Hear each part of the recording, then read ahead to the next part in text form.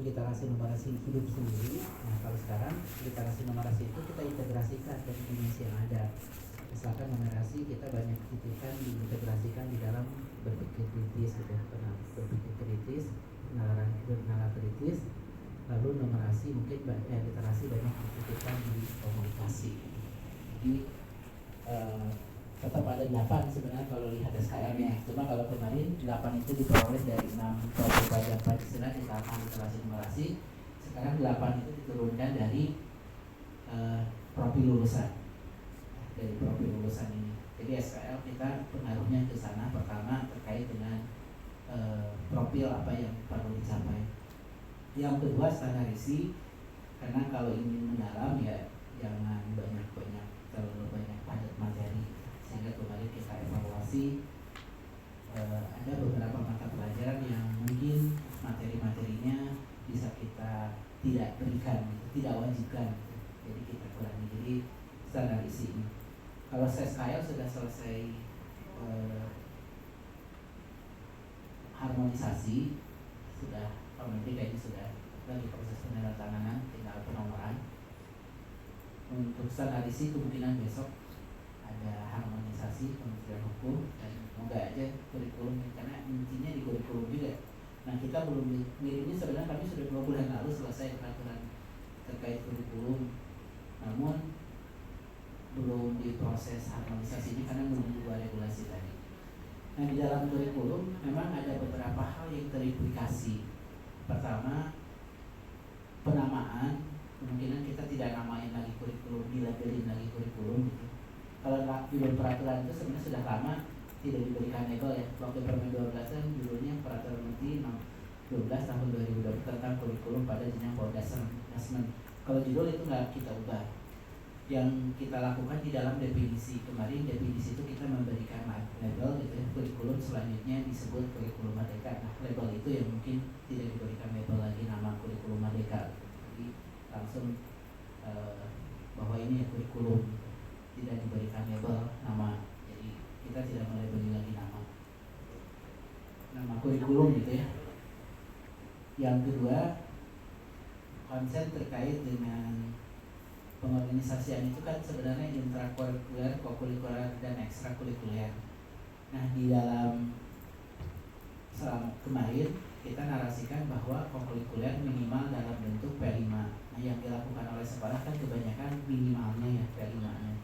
Nah, besok kita hilangkan narasi itu. Jadi ya sudah, kokurikuler itu adalah penguatan untuk intra dan karakter. Jadi tidak lagi dipakai minimal P5. Jadi tidak menggunakan lagi istilah P5 di dalamnya, tapi lebih menggunakan norma yang generik, yaitu kokurikulernya. Sebenarnya kemarin pun memang selama ini intra dan ekstra. Cuma kemarin ditambahin pas bagian kokurikuler minimal dalam bentuk P5. Nah, minimal dalam bentuk P5-nya kita hilangkan. Lalu ya masukan selanjutnya yang mungkin akan terpengaruh di SMA ya. Di SMA itu terkait dengan diaktifkannya kembali jurusan. Jadi kita ada di, kalau kemarin kan kita menghilangkan jurusan, sekarang hidup kembali jurusan 3. Nah, untuk keagamaannya kami narasikan jadi serahkan ke Kementerian Agama. Jadi kalau yang secara umum ada IPA, IPS, bahasa. Lalu kan ada, kalau menurut PP ada keagamaan itu memang harapannya di Kementerian Agama nanti bisa menetapkan jurusan keagamaannya, diserahkan ke Kementerian Agama. Posisinya saat ini ya masih nunggu, belum harmonisasi, masih nunggu 2 permen setelah di atasnya. Kalau untuk lain-lainnya di GTK kan kemarin terkait dengan kepala sekolah sudah terbit ya. Kalau dulu dari kepala sekolah, kalau di Kemdikbud harus dari sekolah penggerak, sekarang kan sudah tidak. Lalu juga akan terbit pemenuhan beban kerja guru kalau di Kemdikbud ya. Kemarin itu kan dari 28 jam. Dari 28 jam itu kemarin 18 wajib 12 dan 6-nya itu lain-lain gitu ya. Kemarin kan dari 24, 18 dan 6. Kalau sekarang hanya nambah 2 jam, bahwa 2 jam itu yang pendapatnya. Jadi kalau kemarin ngajarnya minimal harus 18, kalau sekarang minimal harus 16, itu 2 jam lah lumayan. Jadi aktivitas bimbingan itu diakui bebannya, jadi nambah beban. Kalau kemarin 6 jam, kalau sekarang menjadi 8 jam untuk memenuhi kekurangan jam. Nah sebenarnya kalau belajarnya keluar ini sebenarnya paling diterima kita ya. Mau ngotak-ngatik kurikulum itu terkendala jam ya, harus 10 jam. Kalau di sana ya udah ngajar, nggak usah mikirin sih kurikulum. Kalau kita jangankan ngurangi mapel, ngurangi jam 1 jam aja kami gitu. Jadi kita tuh terlalu diikat gitu, sulit melakukan transformasi juga di kita ya. Karena ingin mengurangi anak biar jamnya terlalu padat di sekolah gitu ya, sampai 52 jam ya gurunya nanti kita kurangi mah gampang sebenarnya, tinggal kurangi struktur kurikulumnya gitu. Tapi yang teriak gurunya ya dapat jam. Jadi kita karena yang mengingatnya ya tunjangan untuk gurunya. Kalau kita mah senang kan kurangnya aja setengah hari jam belajar gitu. Karena selalu bandingin kan di negara luar nggak sampai dari pagi sampai sore dan lain-lain gitu. Jadi kita juga inginnya gitu, cuma ada terkait dengan gurunya ya. Kalau itu kita lakukan ya gurunya nanti yang teriak gitu ya, anaknya senang gurunya nangis. Sulit memenuhi tunjangannya. Nah itu yang agak kesulitan kita. Nah itu mungkin ketiganya. Lalu terkait dengan pembelajaran mendalam, kemarin memang kalau di Kemdikbud saat ini sudah proses penyamaan persepsi untuk yang kemarin oleh Pusko dilatih. Jadi nanti akan ada pelatihan guru, pelatihan kepala sekolah, dan pelatihan pengawas. Tapi nanti pelatihan untuk ke pengajarnya, gitu ya, pelatihnya itu akan dilakukan di masing-masing UPT oleh orang-orang yang dilatih oleh pusat, mengajar di setiap UPT. Nah, baru nanti di UPT akan melatih guru-gurunya. Tapi itu lagi guru sekolahnya itu pakai dana bos kinerja gitu. Jadi sekolahnya iuran, tanda kutip ya, untuk memindahkan pelatihan. Jadi tidak diamankan pusat itu sampai ke pengajar, penyediaan pengajarnya. Untuk menuju ajaran baru ini memang yang jadi tantangannya adalah regulasi-regulasinya kita ini. Biasanya kami bulan 3 maksimal bulan 4 itu sudah terbit semua. Sekarang karena banyak program yang dikembangkan kementerian, ada TKA juga, ada SPMP juga waktu itu, ada beban kerja guru juga, dan program-program lainnya, sehingga mungkin ada terkendala. Untuk TKA sudah mulai hari ini koordinasi ya, mengundang semua dinas untuk penyelenggaraan TKA, karena sudah selesai sebenarnya harmonisasinya waktu itu. Harmonisasinya harus diulang karena ada keberatan dari Kementerian Dalam Negeri, tapi setelah itu sudah diharmonisasi ulang sehingga tinggal ditetapkan peraturan menterinya pada proses penandatanganan. Mungkin saya izin berbagi aja beberapa kemarin yang, karena kami awalnya ingin kerjasama dengan IPL terkait pembelajaran mendalam ini, cuma terkendala negosiasi harga yang tidak pernah ketemu, tidak memungkinkan dana kami untuk membiayai beli lisensi gitu. Lisensi itu ternyata paket. Jadi si IPL itu memang buat buku, tapi untuk realnya itu dia mengembangkan 50 instrumen implementasinya. Nah, untuk bisa dapat instrumennya itu harus beli lisensi. Nah, lisensinya itu masalahnya paket itu, harga lisensinya termasuk juga pendampingannya minimal 3 tahun. Nah, yang berat itu juga keduanya, pas beli lisensi kemahalan lisensinya, lalu pas pendampingan sangat tinggi juga. Bahkan kami minta tolong inovasi juga untuk bantuin, tapi harganya tetap di atas. Akhirnya diputuskan kita kembangkan sendiri dengan cara mengutus tim untuk belajar ke Australia. Jadi kami kirim 2 gelombang. Kemarin gelombang 1 sudah berangkat, baru pulang subuh kemarin ke Sydney. Jadi kita ada total guru itu dan guru kepala sekolah dan pengawas 38, sisanya dari kementerian. Dibagi 2 gelombang, kemarin berangkat 28 orang ke Sydney, dan besok tanggal 16 berangkat ke Adelaide 28 orang lagi. Jadi ada 28 delegasi yang kami kirim ke sana. Nah, kemarin kami dapat beberapa informasi ya terkait dengan pembelajaran mendalam. Satu, bedakan dulu pembelajaran mendalam secara umum dengan individual. Jadi Jadi yang kita datangi adalah sekolah-sekolah yang sudah menerapkan pembelajaran mendalam, tapi ada yang tidak dilabeli IDPL, ada yang dilabeli DPL. Nah, kalau yang tidak dilabeli DPL itu lebih, kalau menurut saya itu mereka lebih mengalir.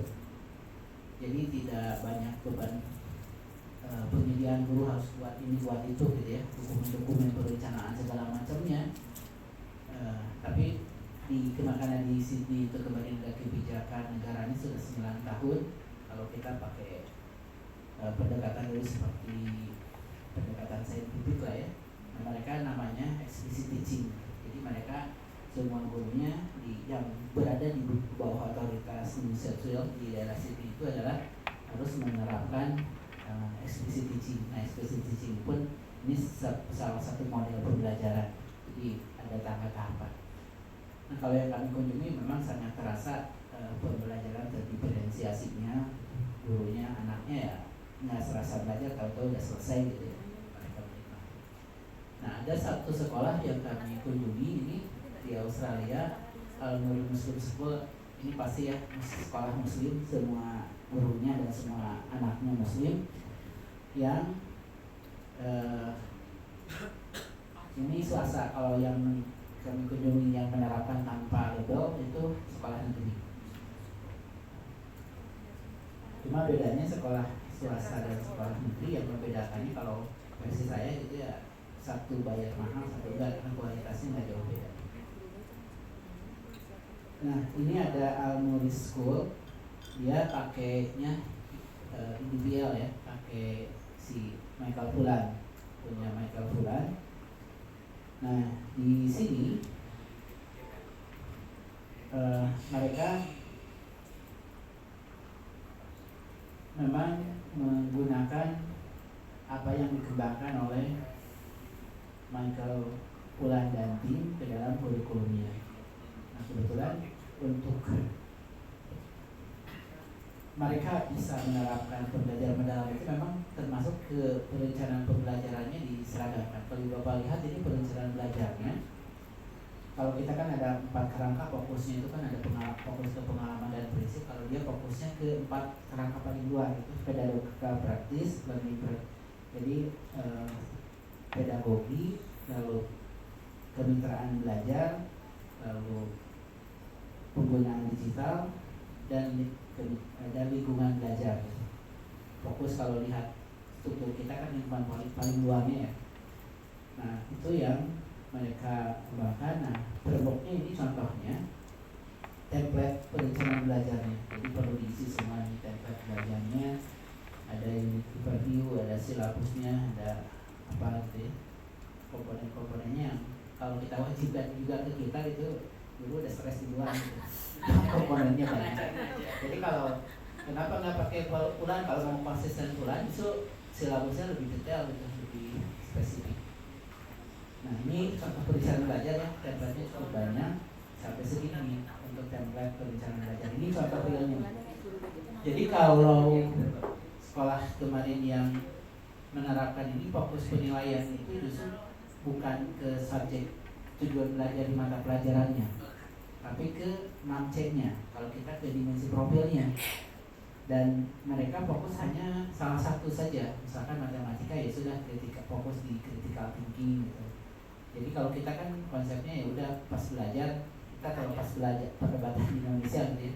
Di Indonesia kan berdebat, kan bisa aja di saat yang bersamaan matematika tumbuh juga karakternya, tumbuh juga critical thinkingnya, tumbuh juga nalarnya, komunikasinya. Kalau kita senang banyak di tagging gitu ya. Kalau di sana memang fokus ke satu, pas belajar ini matematika sudah yang dikembangkannya itu satu itu pas di mata pelajaran tersebut itu fokus ke ini misalkan critical thinking, ya udah ukuran yang akan diukurnya itu critical thinkingnya. Nah, mereka tapi tidak ke akal itu, misalkan ini kan dimensinya terkait critical thinking yang diukur. Nah, lalu mereka sejauh mana nih? Lalu dikembangkan ke perencanaan belajar, dibuat kriteria-kriteria yang intinya kriteria suksesnya seperti apa. Nah, di sini kan ada kriteria suksesnya. Sebenarnya ini enak, cuma kalau kita wajibkan ke guru kita kebayang jadi komponennya cukup banyak. Kita 3 komponen lebih aja repot. Makanya kenapa kemarin kita pun pada saat pakai kita nggak sepenuhnya pakai bulan gitu ya, karena kalau kita wajibkan di kita kayaknya tantangannya justru mereka udah nyerah duluan di perencanaan belajarnya di komponen-komponen ini. Nah, tapi memang implikasinya belajarnya memang lebih menarik gitu. Mereka pada saat terkait dengan pembelajarannya, aktivitasnya, dan ini contohnya gitu ya, aktivitas terkait dengan yang sedang mereka lakukan. Ini contoh, ada contoh-contohnya. Kalau ini selalu mereka berefleksi gitu ya, dan mereka itu punya paspor, ada paspor. Nah ini contoh paspornya, ada paspor 6 dimensi. Jadi nilai seperti rapot gitu ya, rapot ada 6 sejauh mana perkembangan mereka di dimensi-dimensi yang sedang dikembangkannya. Nah ini kalau ini contohnya terkait dengan si sekolah yang memang menerapkan pembelajaran mendalam. Jadi mereka selalu pembelajaran itu mengeksplorasi ini, ini apa yang terlihat, apa yang dirasakan, dan apa yang akan dilakukan. Selalu berefleksi ke sana apapun yang mereka lakukan. Nah ini kalau yang pembelajaran mendalamnya di PLK kita, kalau Ibu Bapak cek di dokumen yang kami kembangkan, perencanaan belajarnya itu kita coba sederhanakan.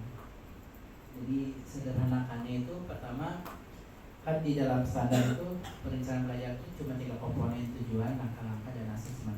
Maka kita kalau di sekolah yang kita tadi saya menerapkan itu fokusnya sebenarnya dia ke 1 dimensi. Kalau kita memang belum mengharuskan 1 dimensi. Kalau kita kadang ada yang sakit semangatnya harus muncul 8-8-nya gitu ya. Banyak yang memintanya kalau nggak 8. Padahal di sananya sendiri mereka itu fokus ke 1 dimensi. Kalau kita tuh senangnya banyak-banyakan gitu ya, makin banyak makin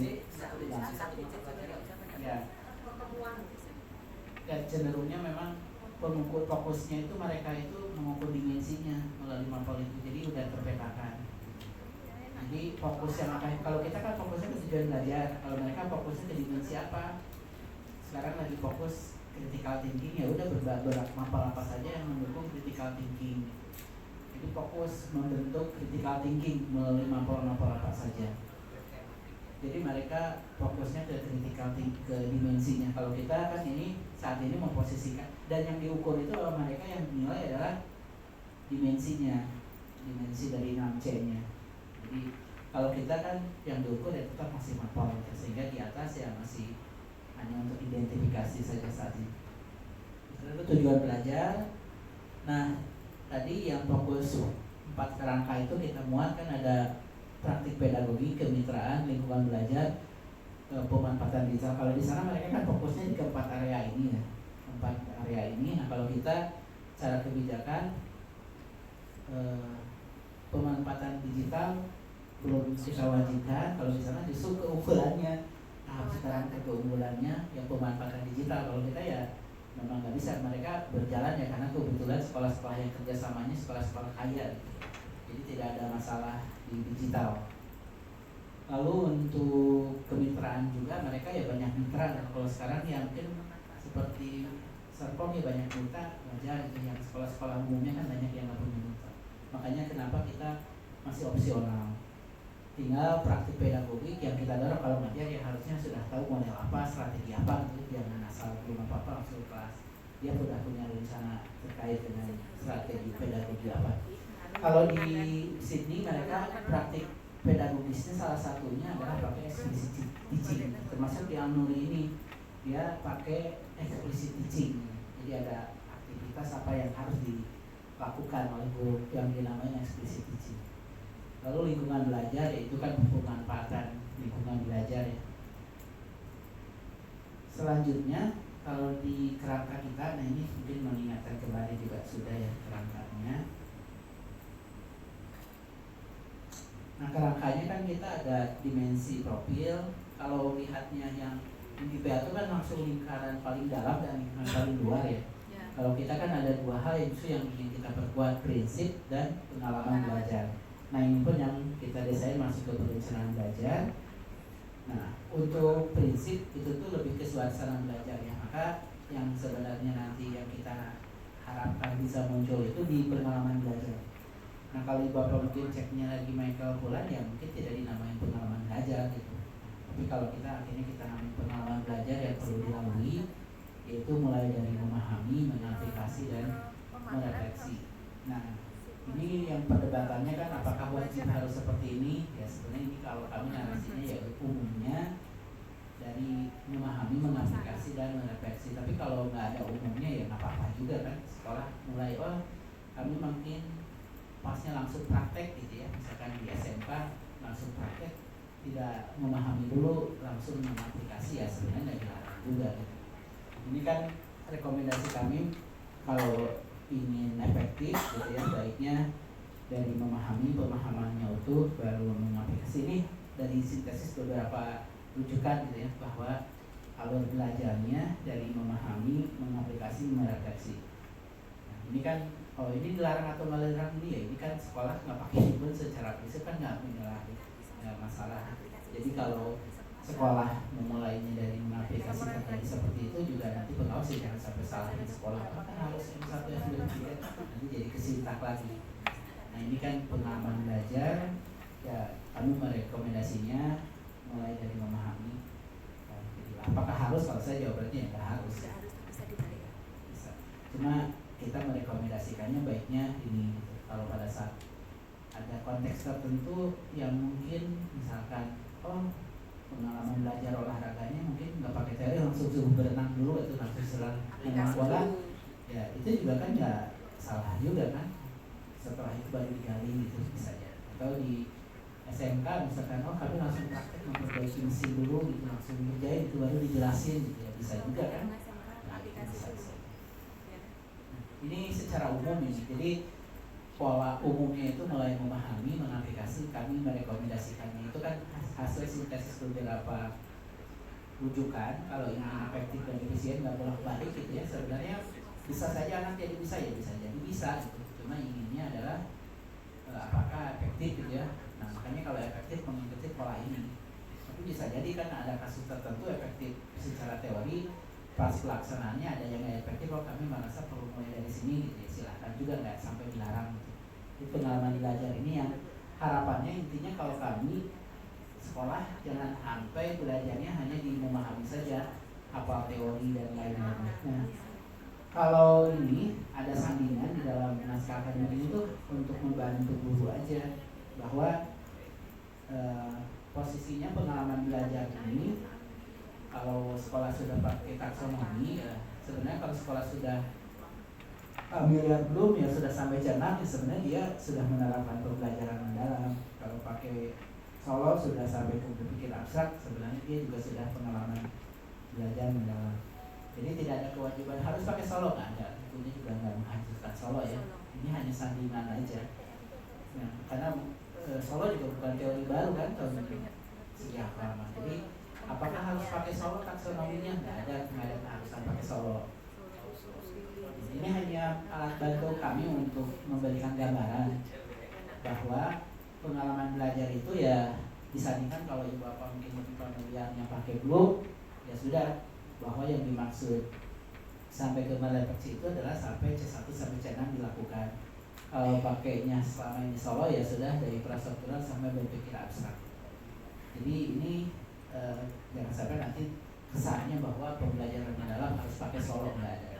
Ini hanya untuk alat bantu saja. Kalau nggak pakai Solo juga nggak apa-apa. Yang kita tekankan itu di pengalaman belajar bahwa mulai memahami, mengaplikasi dan merefleksi. Karena munculnya pengalaman mendalam, munculnya di film itu adalah kekhawatiran dari para ahli melihat bahwa dalam praktek belajar anak belajar tapi hanya sekedar tahu saja, nggak tahu makna dari belajar tersebut. Kemudian nggak bisa belajar itu hanya sekedar tahu saja, transfer pengetahuan saja, tapi mereka harus tahu makna dari apa yang dipelajarinya. Yang kemudian memang penting untuk mengalami ketiga pengalaman belajar.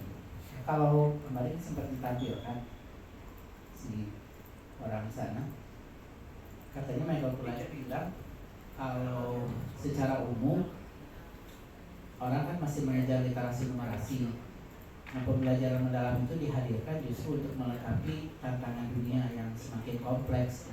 Jadi fokusnya memang kalau melihat gambaran kemarin, pembelajaran mendalam itu bukan berfokus untuk menyelesaikan literasi numerasi atau keterampilan dasar literasi numerasinya, tetapi fokus memang untuk siap pada abad ini. Makanya kenapa tujuannya dari pembelajaran mendalam yang Michael Pulam itu 6C. 6C itu kan 6 keterampilan abad 21, karakter dan citizenship.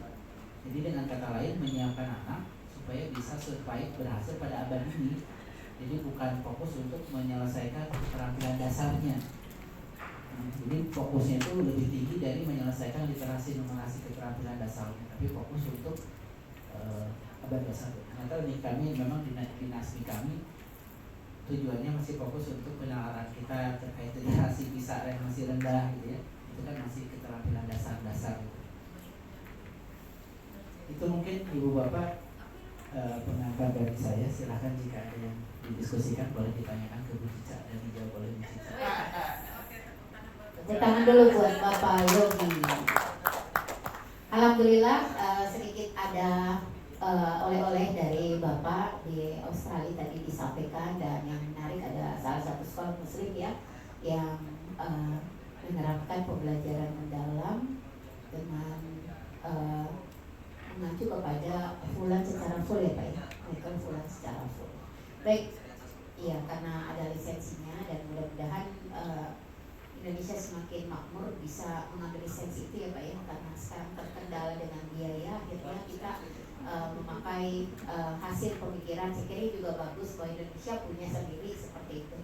Baik Bapak dan Ibu, mungkin ada yang ingin ditanyakan karena tadi juga Bapak Yogi menyampaikan ada SKL tinggal harmonisasi, terus apalagi Pak tadi ada 2 hal yang perlu diharmonisasi, sehingga saya kira ini kita bisa dapat bocoran-bocoran Pak, kira-kira seperti apa SKL-nya, kemudian ke depan CP-nya seperti apa, dan yang penting juga struktur kurikulum yang juga memang saat ini sedang kita susun. Mungkin itu Pak kalau dari saya, mungkin kalau yang lain kami persilakan ada pertanyaan. Silakan Ibu Elva, ada mic-nya Bu. Terima kasih. Assalamualaikum warahmatullahi wabarakatuh. Saya selalu terpukau kalau Pak Yogi sudah menyampaikan paparan. Yang disampaikan serius tapi menyampaikannya santai. Beda dengan Bu Cica yang disampaikan santai tapi ngomongnya serius. Sekolah Garuda beda. Satu pertanyaan Pak Yogi, mungkin teman-teman nanti menggali yang lain. Saya menggali tentang TKA Pak, terkait TKA, karena kalau nanti nggak tahu nanti namanya apa, kurikulum ini benar-benar diimplementasikan dan tahun 2025-2026 sudah betul-betul jalan. Tadi tentang penjurusan Pak, apakah ketika TKA nanti ini juga sudah berlaku? Kalau tahun-tahun ketika dulu zaman ada jurusan IPA IPS itu kan juga anak-anak bisa mendaftar sekian di perguruan tinggi ya, sekian jurusan di perguruan tinggi. Nah untuk TKA besok ini sebenarnya formatnya seperti apa sih? Mungkin ada bocoran sedikit terkait dengan mungkin apakah TKA ini nanti juga dijadikan betul-betul rujukan untuk mendaftar ke perguruan tinggi misalnya, kemudian karena ini sedang harmonisasi dan tinggal menunggu pengesahan, tentu ini sudah jadi. Nah, barangkali kita bisa diberikan bocorannya. Mungkin itu Pak Yogi terkait penjurusan dan juga nanti status TKA untuk anak-anak kita yang tahun ajaran ini. Mantul. Ya, untuk jurusan ini akan diterapkannya bagi anak yang masuk kelas 10. Berarti baru realnya di jurusannya tahun depan 2026. Karena penjurusannya itu masih di kelas 11. Penjurusannya itu kelas 11. Jurusannya IPA IPS bahasa. Jadi sebenarnya ini kami coba godok untuk tidak berubah banyak juga. Penjurusannya di kelas 11. Lalu juga dalam jurusan boleh lintas mapel, lintas jurusan. Lintas jurusannya pun boleh 2 mapel. Jadi bisa jadi ngambil biologi, di jurusannya wajib ada 3 mapel yang diambil. Misalkan dia ngambil jurusan IPA, dia wajib ngambil fisika, kimia, biologi. Boleh ngambil matematika, boleh ngambilnya ekonomi, ngambil bahasa, boleh tuh. Jadi dia jurusan statusnya jurusan IPA yang diambil fisika, kimia, biologi, lalu lintas mapelnya ngambil ekonomi, lalu ngambil bahasa, boleh. Jadi jurusannya di IPA IPS bahasa, di jurusan tersebut harus ngambil 3 mapel. Jadi ada 3 mapel wajibnya di jurusannya sebagai lintas jurusan, tapi boleh ngambil lintas mapel, boleh gitu ya. Kalau ngambil IPA semua ya boleh ngambil lintas mapel 2 jurusan, 2 mapel di luar jurusannya. Secara struktur mapel jurusan. Secara struktur JP berarti diambil maksimal 25 JP. Ya sama dengan kurikulum merdeka. Kurikulum merdeka pun 4 sampai 5 gitu. Jadi boleh ngambil maksimal 2. Jadi kalau dia ngambilnya 1 juga boleh kan di luarnya gitu. Ini kan jurusan juga boleh ya. Satu. Makanya berarti kalau ngambil lintas mapelnya di 2 jurusan yang berbeda boleh. Jadi di jurusan tersebutnya kan 3, fisika, kimia, biologi, 2 lagi boleh kemana aja. Boleh ngambil 1, boleh ngambil 2 ya. Misalkan saya nggak pusing jurusan IPA ya sudah, kalau jurusan IPA matematika, fisika, kimia, biologi, matematika, fisika, kimia, biologi. Tapi saya nggak mau pingin yang lain-lain, nggak mau ngambil matematika, boleh itu biologi, kimia, fisika, lalu 2-nya ekonomi dan sejarah. Kalau saya ngambilnya hanya ekonomi saja 4 ya boleh. Jadi jurusannya itu 4 sampai 5, bahasa juga boleh. Jadi ini semi kurikulum merdeka juga. Tapi ada jurusan. Ya, lalu kan peminatan ada lintas minat. Ya seperti itu. poinnya berarti mulai berlaku nanti ya Pak. Ya, kami kemungkinan untuk anak yang masuk kelas 10 sekarang. Berarti kan baru tahun depan kan? Jadi anak yang sekarang kelas 10, kelas 11 yang melanjutkan dulu, tidak diubah tiba-tiba, apalagi sudah direncanakan kan? Tahun depan tuh yang sekarang kelas 10 ya? Yang tahun ini kelas 9. Sekarang kan anak kelas 9, tahun ajaran baru kelas 10. Berarti kan mereka mulai kelas 11-nya tahun 2026 kan? Saya memastikan kalau yang saat ini kelas 10 mau ke kelas 11 itu belum berdampak ya. TKA di kelas 11 ini. Kalau TKA ini baru jurusan. Beda-beda. Ini jurusan. Kalau TKA itu kan tes kemampuan akademik. Jadi kan kebijakan itu AN tetap. AN itu di kelasnya tetap ya, di kelas 5, kelas 8 dan kelas 11. AN tetap. Itu kan mengukur progres sekolah. Lalu ada tes kemampuan akademik. Tes kemampuan akademik itu untuk anak di tingkat akhir. Tingkat akhir memang untuk SMA dilakukannya tahun ini di bulan November. Bulan November. Yang kelas 11 saat ini. Yang kelas 11 saat ini. Nah, pertama untuk mengukur capaian akademik beberapa mapel tertentu. Jadi tidak seluruh mapel. Nah ini melengkapi sistem penilaian, tidak menggantikan penilaian satuan pendidikan. TKA tidak menentukan kelulusan. Kelulusan tetap oleh sekolah. TKA sebagai salah satu pertimbangan jenjang selanjutnya. Jadi kalau nggak pakai, bisa jadi ada kampus nggak pakai sama sekali, bisa jadi. TKA dapat digunakan untuk keperluan seleksi akademik sebagai acuan penentuan penjaminan mutu. Lalu ini yang akan diujikan ya di SMA itu matematika, bahasa Indonesia, bahasa Inggris, terus 2 mata pelajaran pilihan lainnya. Jadi 5 nanti anak SMA itu 5 ya. Kalau anak SMP dan ini SMA MA ya, kalau diberikan MA. Untuk MTS dan MI itu 2 mata pelajaran saja. Nah komposisinya untuk SMA, MA itu seluruhnya oleh Pusmendik. Kalau TKA SMP nanti dari Pusmendik sebagian, dari dinas sebagian. Nantinya berbasis komputer. Lalu estimasinya nanti untuk SMA di bulan November dan untuk TKA, SMP dan SD ini di April tahun 2026. Jadi yang saat ini kelas 11, kelas 8, kelas 5 terima. Boleh langsung yang kuliah ya Pak?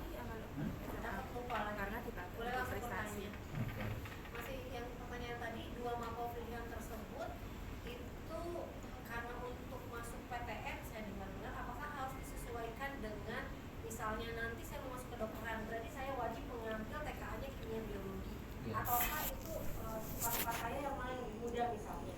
Ya, TK ini kan sebagai pertimbangan jalur prestasi ya, UTBK. Jadi lihat dia mau daftarnya. Berarti bukan rapor. Ya. Jadi jalur prestasi itu nanti raport ini sebenarnya penunjang. Niatnya ini sebagai mengkonfirmasi sebenarnya. Tapi kemungkinan perguruan tinggi akan pakai ada yang pakai ada konfirmasi gitu. Diserahkan ke perguruan tinggi. Tapi tetap raport, kalau jalur prestasi itu utamanya tetap dari raport. Bahkan mungkin kalau kita menyampaikan pada saat itu ini hanya konfirmasi. Ini kalau raportnya tinggi-tinggi ini akibat dari perguruan tinggi nggak percaya ke sekolah sih. Karena banyak yang di-markup gitu. Kalau saya sempat diskusi beberapa kali dengan panitia di perguruan tinggi, karena saking banyaknya ke sekolah itu udah nggak percaya aja. Karena tiba-tiba tinggi gitu ya, gede-gedein gitu. Mereka itu nggak percaya sebenarnya.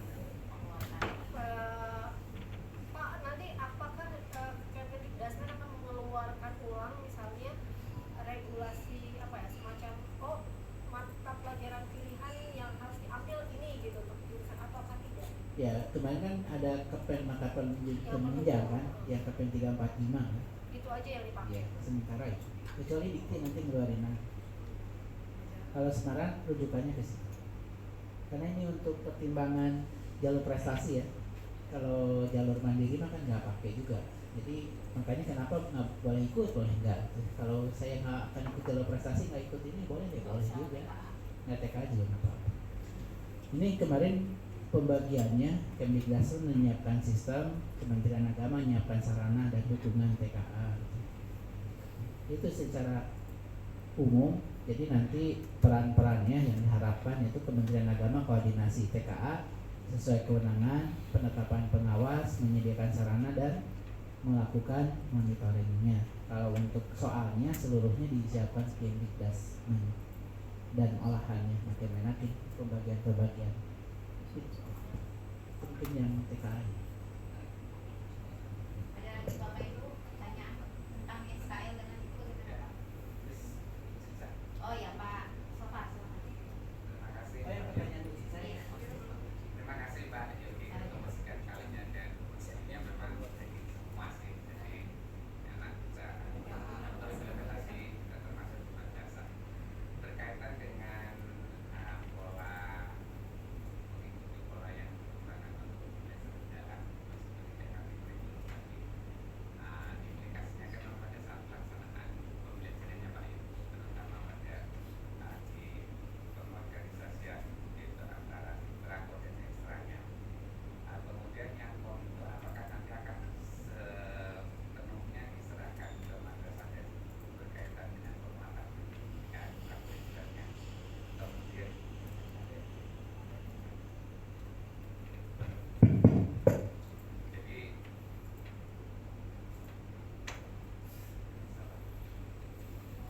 jadi pada pelaksanaannya untuk apakah nanti diserahkan kepada guru dan madrasah atau satuan pendidikan untuk pelaksanaannya, yang penting intinya adalah itu aja memperkuat itu dan karakter yang akan dibentuk pada peserta didik menuju pada 8 DPR yang ada. Apakah itu atau memang ada pola khusus yang digunakan oleh Dikbudristek berkaitan dengan perubahan yang tadinya di P5 itu akan diganti dengan tema, kemudian lintas mapel, dan untuk yang sekarang ini menjadi kira-kira detailnya kayak apa Mas? Terima kasih. Iya, jadi untuk kokurikuler ini nanti kami akan membangun panduannya, merevisi panduan P5. Jadi ada panduan untuk kokurikuler secara garis besar. Kemarin beberapa kesepakatan yang akan dituangkan. Pertama, untuk kokurikuler ini adalah penguatan, pendalaman, pengayaan kegiatan intrakurikuler dalam rangka pengembangan kompetensi, terutama penguatan karakter. Lalu nanti kokurikuler bersifat wajib karena kan ada lokasi khusus.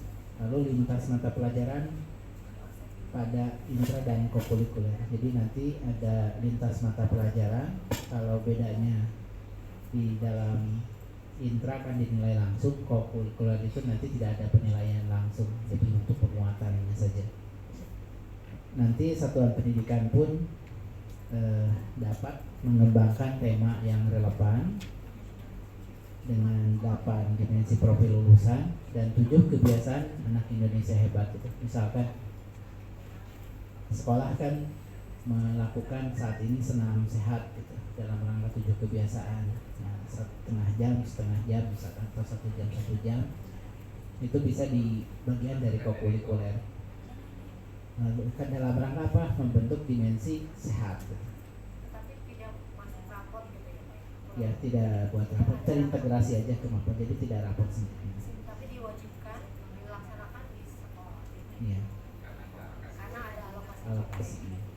Lalu misalkan sholat duha berjamaah gitu, tiap hari. Ini kan dalam pembentukan iman takwa. Ya, intinya kan pencapaian tadi mendukung dimensi profil lulusan. Lalu misalkan ada STEM ya, ada project STEM gitu. Ini kan penguatan mapel juga ya. Nah itu juga bisa dilakukan, kan mungkin lebih fleksibel nih penguatan STEM-nya, nggak pusing. Kalau di dalam intra pusingnya itu guru wakasekti kan memetakan jadwal ya, mendekatkan. Kalau di dalam kokurikuler kan sudah dibuat blog misalkan, ya sudah mereka project untuk STEM-nya di waktu kokurikuler gitu. Bisa juga seperti itu. Jadi kalau kemarin kan proyeknya project produk gitu ya. Kalau sekarang agak lebih fleksibel kegiatan. Nah itu mungkin nantinya ada panduan tersendiri. Berarti pembuktian bahwa setiap sekolah melakukan kegiatan kokurikuler itu hanya dibuktikan oleh dokumen sekolahnya Pak, bahwa kegiatan ini berlangsung. Iya. Dokumen Karena fokus kalau kemarin ya di luar sebenarnya kita mikirin kokurikuler jam itu karena mikirin 24 jam aja sebenarnya. Karena mikirin 24 jam, makanya kita ada pakai jam gitu. Kalau kemarin yang kami datangi, mereka tuh kokurikuler itu nggak ada alokasi waktu khusus. Yang kami datangi ya sekolah di Australia itu nggak ada waktu khusus kokurikuler, tapi dilakukan gitu. Nah di kita dibuat terstruktur, terus terang dibuat terstruktur itu karena ngakalin buat jam gurunya aja bu. nanti gimana Pak? Gurunya masih Kan kemarin banyak guru yang jadi apa koordinator proyek Kekurangan guru malah sekarang ini. ya di revisi beban kerja guru itu namanya koordinator pembelajaran berbasis project gitu. Jadi bukan lagi koordinator P5 namanya. Koordinator apa Pak? Pembelajaran berbasis project. Jadi itu proyek apa aja boleh gitu ya Pak? Nah itu ada minimal proyek 1 Ada semester berapa tema-temanya orang? juga nggak Pak? Ya, Ada tema-temanya bisa. juga. Jadi satuan pendidikan boleh membuat tema. Tapi tidak terpusat pada dan pusat lagi yang buat ya. Kita menyiapkan juga, tapi sekolah bukan mengembangkan. Ini kami udah buat beberapa tema ya, generasi sehat dan bugar, peduli Berarti berbagi. terkait dengan kemarin Pak temanya. Ya, Terkait dengan ada yang- pembaharuan. Ini Oh tema-tema. ini. Ada maksimal koordinator per semester nggak Pak? Atau per kelas, per angkatan, atau per apa gitu? Ya sama seperti kemarin ya, koordinator project itu kan maksimal per rombongan belajarnya 2 jam pelajaran kan, maksimal 1 orang megang 3 project kan, 3 rombongan. Karena berkaitan dengan beban kerja guru itu kan beban tambahannya 6 jam. Ini secara prinsip itu guru tetap beban tambahannya 6 jam tambah 2 jam pembimbingan. Jadi kenapa dapat 8 jam, 16 jamnya ngajar gitu. Pembimbingan tuh dibuktikan dengan apakah hanya surat tugas dulu? Kayaknya sama seperti wali kelas ya nantinya pembimbingan gitu. Ada Kalau wali kelas tetap 6 juga Pak. Kalau Wali wali kelas kelas tetap kan 6 juga. 2. Enam Pak, 6 wali kelas itu 6. Oh yang Kemenak kan? Supaya lebih kaget. Oh. Kalau di kita 2 Bu. Nah ini kan disesuaikan aja nanti. Banyak banget. Apa bu? Enggak, tapi kalau menurut saya pas di chat dulu. 6 jam saja. Ya kalau dulu itu di satu sisi teriak kekurangan jam, satu sisi kelebihan jam, tapi yang selalu teriak yang kekurangan jam, yang kelebihan jamnya dia aja. Gimana Pak kelebihan tuh Pak? Jadi, ya tapi yang lebih mengemuka adalah kekurangan jam, terus. Karena yang kelebihan jamnya dia Kalau ada kekurangan operator yang disalahin. karena kelebihan itu tidak menambah penghasilan, kekurangan itu berdampak terhadap penghasilan. Iya. Karena ujungnya itu karena terpengaruh tunjangan akhirnya teriak di mana-mana gitu. Jadi seolah-olah masalah di kita adalah kurang jam gitu. Iya. Cuma itu yang kurang kedengar. Tanya Pak. Tanya sedikit. Ibu Sakti, silakan. Langsung saja Pak, tanya posisinya AKM. Terus masih ada tidak Pak? Masih ada? Masih ada yang kelas 8 itu. Ya, masih. 8-11 ya. Ya. Karena rapor pendidikan masih kinerja daerah diukurnya dari rapor pendidikan. Tetap ya. Tetap. Tema berikutnya Pak Yudi. Tema berikutnya. Ini kan 1, 2, 3 ya. Nanti aja kita itunya boleh ya. Ya, ini bisa di-share. Oh, izin Pak, pertanyaan saya Pak. Iya. Sengaja belum kelihatan. Itu belum fix. Karena baru diskusi poin kami di tim, tapi belum dituangkan ke panduan. Pada saatnya Berarti hakikatnya membuat konsep seperti ini Pak kemarin. Apa bolehnya berapa minimal itu Pak? Ya, intinya kejujuran di sekolah bahwa mereka itu kan ada alokasi waktu kokurikuler. Ini struktur kurikulumnya itu nggak jauh beda dengan sekarang kan, setiap guru ada, berarti dia kan harusnya melakukan tugasnya gitu, alokasi waktu kokurikuler. Tetap ya, dibuat kayak blog kayak gitu bisa. Ya. Nah, karena kan ada alokasi waktu kemarin. Nah, sekarang misalkan beban guru agama anggap 3 jam, ngajarnya baru 2 jam, 1 jam harusnya kan melakukan kokurikulernya. Kalau dia nggak ngapa-ngapain kan kembali ke guru, berarti belum menuntaskan kewajiban. Pak, kayak tadi ini kan ada tema ya Pak. Lalu Bapak sampaikan tadi boleh misalnya aktivitas yang udah dikerjakan di sekolah, misal sholat berjamaah dan lain sebagainya, itu harus dipaksakan masuk tema atau itu kita buat sendiri itu boleh? Boleh, secara pengembangan lanjut. Ini kan sebagai contoh nih kita ya, bangun pagi, olahraga, sehat, makan bergizi gitu ya. Tidur, misalkan tadi senam itu bagian dari tema generasi sehat bugar misalkan gitu ya. Lalu beribadah tadi sholat beribadah duha gitu ya misalkan. Karena ini muslim semua kalau ini sholat ibadah duha gitu ya, itu bagian dari ibadah. Jadi peduli dan berbagi misalkan. Bu Septi, ada 1 formulir ditambah KBC. Oh iya, kita ada KBC. Ya makanya ini ditambahkan lagi Kemenak jadi bisa Ekobiologi. Kalau intrakurikulernya maksudnya bagaimana Pak? Harus masuk intraka? Nah ini sebagai contoh, guru yang terlibat misalkan guru IPA, guru agama, PJOK ikut yang mendampingi. Kemarin kan yang difasilitator, kalau kemarin ini ibaratnya fasilitatornya. Nah yang pas bagian senam mungkin guru-guru ini bisa terlibat gitu. Ini kan sebagai contoh ya. Guru siapa kan tadi pertanyaan gurunya gimana nih? Gurunya yang bisa terlibat pada saat senam ibadah, mungkin guru-guru ini bisa di ini gitu ya, pada pas mendampingi senam guru-guru ini terlibat pas Guru yang kekurangan mendampingi. jam ya. Ya. Ya kalau Yang kelebihan berat badan Kak? Bisa Mbak, kalau di kita kan ada program homestay, anak-anak itu biasanya ke pesantren di mana terus melakukan homestay di masyarakat lah 3 hari. Nah, itu kan sebenarnya itu kan. Berarti ya, misalnya guru pendidikan agama Islam di situ Berkarya untuk ya sama bangsa. dulu petakan aja. berarti Ini tidak juga tidak harus ngambil maksain ke tema ini kan. Di luar sekolah. Apalah bikin temanya boleh. Iya, dan kemungkinan besok tidak ada rapor. Kalau kemarin kan ada rapor Ada kelima. rapor. Tidak ada raportnya. Tidak ada rapornya. Karena rapor kelima banyak yang Nggak apa-apa juga Pak ngabisin kertas. bukan ribet banyak yang ngarang. Enggak sih sebenarnya. Berarti melekat ke kayak nilainya terus nanti melekat ke Mapel atau masing-masing. gimana? Intra mapelnya masing-masing kan? Nilainya melekat di mapel. Mapelnya nilai. Ini namanya inter collaboration. Berarti tetap harus misalnya bahasa Indonesia ya tetap harus prosesnya sesuai gitu ya misalnya buat Inquiry tema collaboration. Apa pujian bilang? Inquiry collaboration. Kan guru terlibat jadi fasilitator ya. Beda kalau negara Makanya pada saat terlibatnya ada rapor kan, kalau senang ya mungkin guru PJOK, guru apa gitu.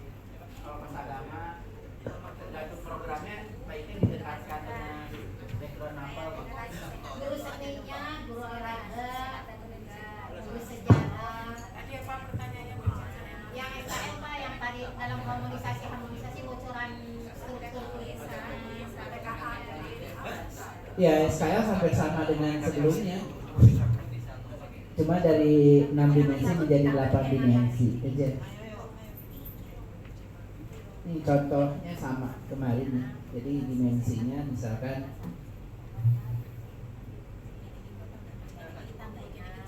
Ujita SMA kan? Ya, SMA. Garuda Pak. Oh Garuda.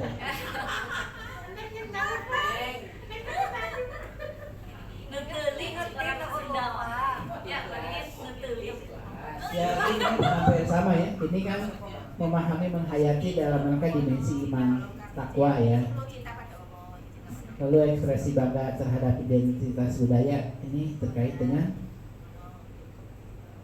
global kewargaan, terkait rasa ingin tahu, menganalisis kan ini bernama kritis, produktif, karya inovatif kan ini berkaitan kreatif, peduli, perilaku berbagi secara aktif, kerjasama ini kolaborasi, bertanggung jawab, adaptasi, pembelajaran, pengembangan diri ini mandiri ya, ini mandiri yang bawah, pengembangan diri, kebiasaan melakukan refleksi meningkatkan kemampuannya.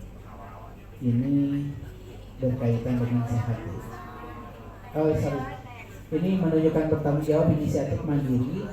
Lalu untuk hidup bersih sehat ini kesehatan, dan terakhir menyimak, berbicara, membaca ini komunikasi. Nah, kalau kemarin kan ada literasi numerasi, kalau sekarang untuk numerasi ini kita simpan di nalar kritis di sini nih. Rasa ingin tahu, analisis kompleks gitu ya, bukti terampil, informasi, bukti paling, literasi. Oh di sini juga nih literasi numerasi dihidupkan juga di nalar kritis ya.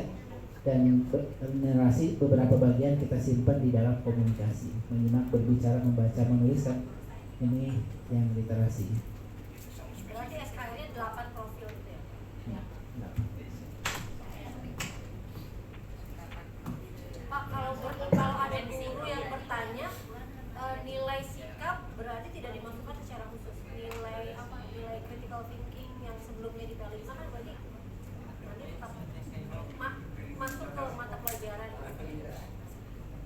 Mata pelajaran yang relevan itu agama, Pancasila.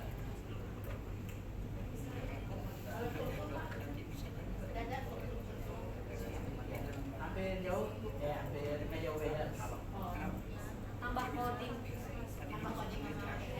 Sama coding dan kecerdasan artifisial. Tambah PAI. Oke, dipersilakan Bapak dan Ibu untuk melakukan penyerangan ya, pertanyaan. Silakan. Saya Pak Yogi ini yang kayaknya kalau yang kakak-kakak sudah ya, ini saya PAUD RA dan PAUD. Terkait dengan PM sendiri itu yang pertama Pak, apakah CP-nya tadi, apakah CP-nya mengganti juga. Kemudian untuk co-curricular temanya apakah mengikuti yang ini atau seperti kemarin hanya kan kemarin kalau PAUD hanya beberapa ya, hanya 4. Nah, itu kemudian di asesmennya seperti tadi Pak, asesmennya masih seperti dulu atau kalau di contoh RPP itu kan langsung menujunya ke TP-nya saja. Nah, itu apakah mengajukan dimensinya juga? Kemudian kayak dulu tuh misalnya dari kegiatan ini muncul fisik motorik ya kita nilai juga di anekdot itu atau gimana Pak? Terima kasih. Ya, untuk capaian belajar ada revisi, tapi lebih ke mengurangi kompeten, mengidentifikasi untuk lebih fokus ke materi esensial. Mungkin tidak jauh beda. Lalu penyajiannya aja agak berubah. Capaian belajar itu kan kemarin ada capaian keseluruhan, kalau sekarang kita hapus langsung ke elemen-elemennya. Capaian belajarnya langsung ke elemen-elemennya. Jadi tidak ada yang keseluruhannya. Yang ATP yang di Juknis Fondasi itu udah nggak ada lagi Pak? Masih? Yang 2008 masih Ah, pakai yang Iya, masih akan direvisi. direvisi Bu. Diharmonisasi. Ini contoh penampilan capaian belajar. Kalau kemarin kan pas capaian belajar itu misalkan di akhir fase lalu ada narasi keseluruhan gitu ya. Kalau sekarang langsung ke elemennya, capaian fase E elemennya apa gitu. Kalau kemarin kan ada narasi di akhir bisa membangkang. Kemarin itu kan banyak yang membingungkan tuh pakainya yang atas atau ini coding nggak? ini langsung gitu elemennya di sini. Jadi ini aja ada pembaharuannya, lalu di rasional kan kalau kemarin ke profil pelajar Pancasila, sekarang kan ke profil lulusan. Untuk penilaian asesmen karena nggak ada rapor sendiri. Masih berarti dihilangkan ya, elemennya hilang. Iya. Untuk tes teknisnya itu sendiri kan kemarin kalau di RPP itu hanya mengacu ini Pak, misalnya yang dinilai apa, ya itu saja gitu kemarin di RPP. Kalau yang sekarang juga masih seperti itu atau kayak dulu yang muncul juga apa, seperti yang paparan yang awal? Ya kalau sekarang kemungkinan ya fokus ke penguatannya aja gitu, nggak dinilai khusus. Jadi ingin menguatkan terkait dengan Misalnya pola kemarin tuh contohnya paus. iya, kalau ingin menguatkan itu nilainya di intranya aja, nanti diintegrasikan. Jadi misalkan ingin penguatan kokurikulernya itu lintas mapel STEM misalkannya, ingin menguatkan matematika, fisika, biologi, kolaborasi buat proyek gitu, proyek. Yang paus. Oh iya. Iya yang apalagi PAUD ya. PAUD kan masih 3 elemen ya. Elemen terkait jati diri, nilai agama, dan dasar-dasar STEM. Nah kalau PAUD harusnya bisa lebih fleksibel ya. PAUD itu Berarti masih sama. ya penguatan intinya kokurikulernya penguatan aja terkait dengan aktivitasnya. Kalau kemarin kan ada spesifik tema spesifik tertentu, kalau sekarang bisa lebih fleksibel aja. PAUD juga bisa senam sehat. Mengambil tema tersendiri. Kalau kemarin kan Boleh ada 4 juga. Pak. Boleh. Sekarang boleh sekolah mengembangkan tema yang kemungkinan besar ya kita untuk tema itu boleh memberikan tema-tema opsional tadi yang bisa dipakai, karena kan nanti teriak juga kalau silahkan pakai tema, orang sekolah bingung biasanya tema apa. Kami siapkan tema, tapi sekolah yang seperti IC Garuda boleh pakai tema sendiri. Tema terbang. Enggak, itu ada 2 sekarang. Boleh. Misalkan Pak Didin, pengawas. Iya, makasih Pak Yogi. Alhamdulillah nih, banyak tambahan-tambahan ya dari beberapa pertemuan. Yang pertama tadi ada pembimbingan ya. Pembimbingan itu memang butuh explore ya. Yang pertama ada perubahan, dulu wajib minimal 18 jam tatap mukanya ngajarnya, tambah yang lainnya. Sekarang ada yang menarik di pembimbingan ya, di pembimbingan. Nah nanti pembimbingan itu mana mungkin panduannya ada Pak ini ya. Yang kedua, kalau saya teman di Kemendikbud itu sudah memang betul siap ya. Siap itu bos kita. Jadi madrasah sekolah untuk melaksanakan pelatihan segala macam sudah disiapkan dengan boskin. Itu yang kedua. Yang ketiga tadi menarik juga tentang Pulan. Pulan itu terkenal di madrasah Pak. Apapun si Pulan. Contoh Pulan. Ternyata sekarang menjadi ahli gitu kan di NJTL itu si Pulan.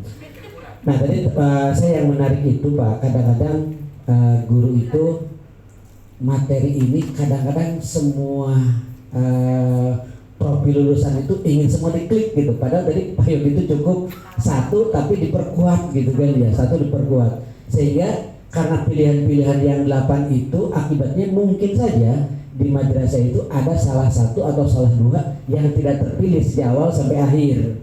Kalau tadi ditekankan critical thinking dulu semua kan. Jadi 8 itu dalam 3 tahun anak itu mengalami gitu kan, mengalami.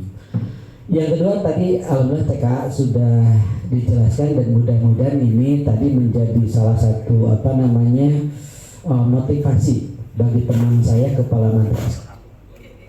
Dan untuk membuktikan bahwa tahun depan bisa lebih baik gitu kan.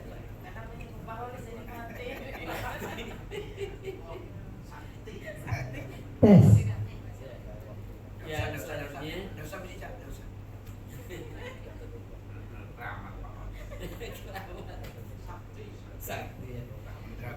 Yang selanjutnya tadi memang kokurikuler sudah luar biasa Pak. Jadi semua gerak langkah yang dilaksanakan di madrasah itu masuk kokurikuler. Nah, sehingga kita tidak mengkhawatirkan lagi jam-jam kokurikuler, karena pembiasaan-pembiasaan yang biasa dilaksanakan di madrasah itu sudah masuk ke dalam kokurikuler.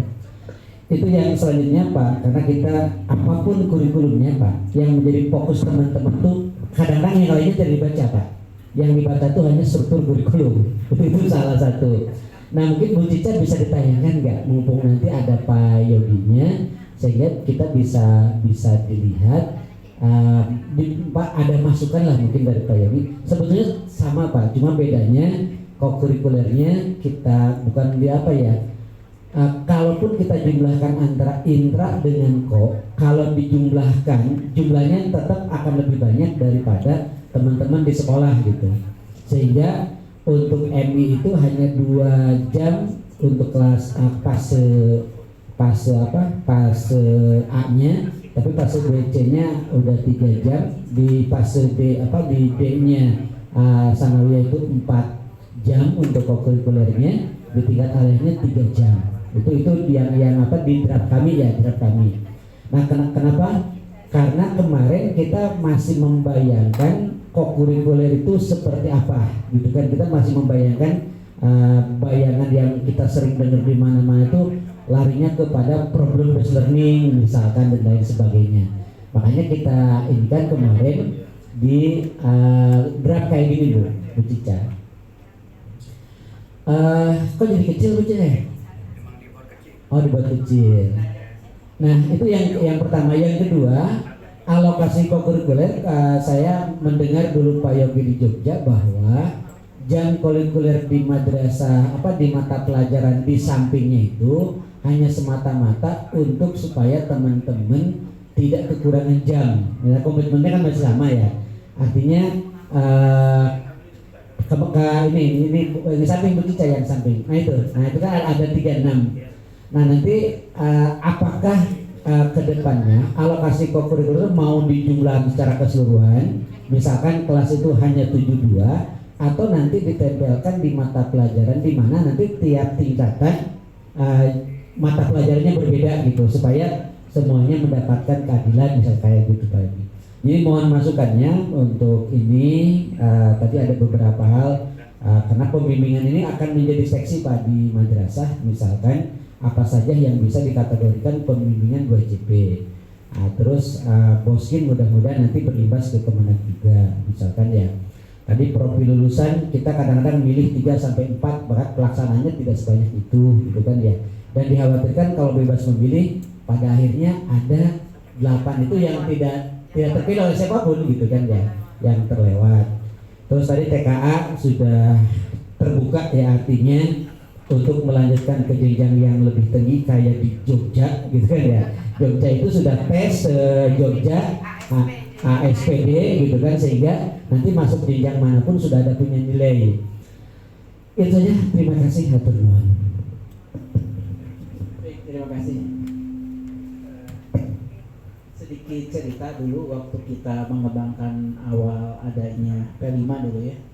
Sebenarnya kami desain awalnya itu mata pelajaran lalu kokurikuler sendiri gitu, nggak disimpan di samping kanan. Dulu itu waktu kami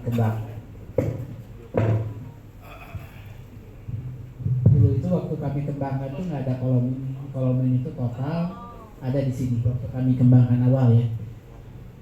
Idenya adalah sudah serahkan ke sekolah untuk kepala sekolah untuk bagi-bagi. Namun pada saat kami uji coba ternyata selain sekolah itu seperti memberikan masalah nanti ke kepala sekolah, karena nanti akan ada korban-korban, apalagi kalau kepala sekolahnya nggak suka sama gurunya, itu sudah nggak dikasih. Yang pertama itu waktu dulu ya, kenapa itu tetap ada? Sebenarnya kalau nggak ada beban mengajar 24 jam itu tuh selesai, kami itu nggak usah mikirin letakkan di sini. Lalu yang kedua, supaya ini menjadi tidak masalah, nanti pasti rame kasus per kasus itu berbeda-beda kalau diserahkan ke sekolah. Makanya kami petakan ya sudah kita putuskan di pusat saja, supaya secara sistem terpusat. Karena kalau disimpan di bawah, yang bingung itu nanti operator sistem di pusatnya. Kalau kami dapodiknya bingung nanti ngasih jam yang bisa diisi maksimalnya berapa. Nah kalau ini bayangkan kalau misalkan ini disimpan di bawah, biasanya kan dapodik itu ada jumlah yang bisa diinput maksimal ya. Misalkan maksimalnya 8 jam, misalnya 3 jam ya totalnya. Ya, itu ada operatornya motor sih. Ada maksimal misalkan dapodik itu kan data pokoknya itu 3 jam. Lalu kalau ini oleh guru kepala sekolahnya ada kesayangan yang perlu disimpan total 6 jam full projectnya, nah dapodiknya jadi masalah disimpan di mana dia. Nanti kalau semua dapodiknya dibuka loh semua maksimal 8, nanti bermasalah belakangan di dalam dapodik karena kan dapodik mengunci. Nah maka harus ditentukan maksimal seseorang ngajar itu kan diaturlah jam mengajar, karena mata pelajaran itu kan diatur jam. Sebenarnya ini lagi-lagi karena aturan kita ada kewajiban 24 jam. Yang kemudian kita tetapkanlah di sini nih, yang kita jaga adalah beban mengajar dia dengan sebelumnya nggak banyak berubah gitu. Tetapkan jam di sini untuk tetap dapat itu kita aturlah di sininya. Nah ini yang diaturnya. Sebenarnya keperluannya ini Pak, kenapa nggak disimpan di bawah itu untuk memudahkan. Nah sekarang kalau ini pertimbangannya di Kementerian Agama, ini kan sebenarnya konsen kita ya, satu ada mata pelajaran wajibnya yang tetap diberikan gitu ya. Untuk pengaturan jamnya waktu itu pun diskusi dengan Pak Basit, kita kemana apakah harus sama persis minimal mapelnya. Nanti kasihan anak-anak di madrasah kalau minimal mapel umumnya sama dengan yang ada di Kemdikbud. SMA aja udah 48 jam, belum ada hadis, belum ada Al-Quran, belum ada fikih, belum ada bahasa Arab, bisa jadi siang malam belajarnya. Makanya jamnya silahkan disesuaikan jamnya ibu bapak di Kemenak, disesuaikan sehingga logis gitu. Nah kalau pesan kami adalah pertimbangkan jam belajarnya, karena kita kasus per kasusnya nggak bisa kita identifikasi, maka untuk menjaga nantinya kerisuhan ya usahakan beban totalnya itu nggak terlalu jauh beda dengan sebelumnya gitu, beban mengajar dia. Nah kalau di sininya akhirnya menyesuaikan, itu menjadi kewenangan teman-teman di Kementerian Agama menyesuaikan. Alasannya kalau saya baiknya tetap letakkan di masing mapel dengan total bawah. Kalau di bawah itu nanti rumit di dalam dapodiknya. Nanti dan kasihan kepala sekolah nanti yang dibebankan. Dia harus mikirin siapa. Ini nggak enak ke siapa. Kalau gini kan biar disalahin nanti di pusat gitu. Udah kenapa saya dikasih jam sekian?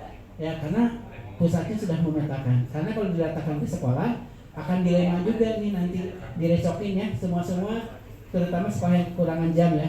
Saya kekurangan jam, kepala sekolah ngasih buat siapa, nanti berantemnya di bawah. Biar tidak chaos di bawah gitu. Biar di pusat. Itu sih pertimbangannya.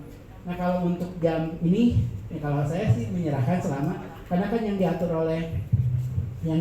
oleh peraturan undang-undang itu adalah muatan wajib, mapel wajibnya ada.